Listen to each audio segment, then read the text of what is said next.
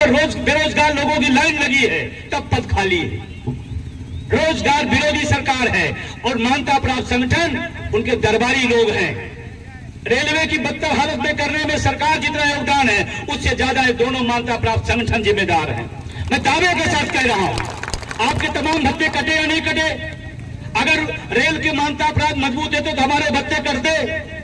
17 महीना का जो भत्ता, जो डीए हमारा, और उस दौर में जब पूरी दुनिया सन्नाटे में घरों में थी तो हमारा लोको पायलट ट्रैकमैन लाइन पे चल रहा था।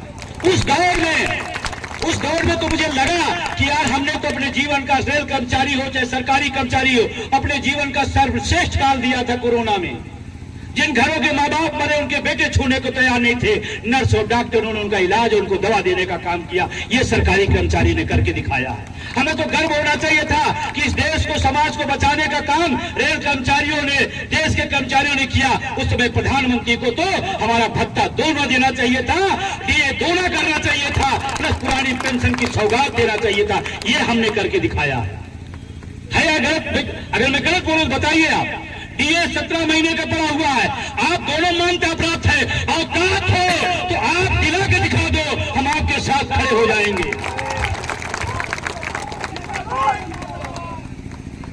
पिछले 20, 25, 30 सालों से रेल बदहाल पहुंच गया।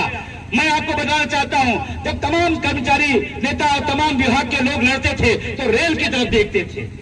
रेल के लोग अगर हमकार भर देंगे हमें भी मिल जाएगा, ऐसी भावना आपने भी सुना होगा। रेल खड़ा हो जाएगा तो देश खड़ा हो जाएगा। 2 बार हमने मतदान किया, आपने मतदान कराया कि पुरानी पेंशन पर हड़ताल होनी चाहिए। कितने % लोगों ने मतदान किया? 96, 7, 8 जो भी आप मान लो, 98% लोगों ने कहा पुरानी पेंशन पर हड़ताल होनी चाहिए। मैं आपसे दोनों मान्यता प्राप्त पूछा, हड़ताल क्यों नहीं हुई? कौन सी मजबूरी थी, कौन सी मलाई थी, कौन सी सुख सुविधा का मोह था कि आप छोड़ नहीं पाए? और आपको बता दूं, चाहे जितनी ताकत सरकार लगा ले, रेल 1 घंटे रुक जाए तो ओपीएस बहाल हो जाएगी।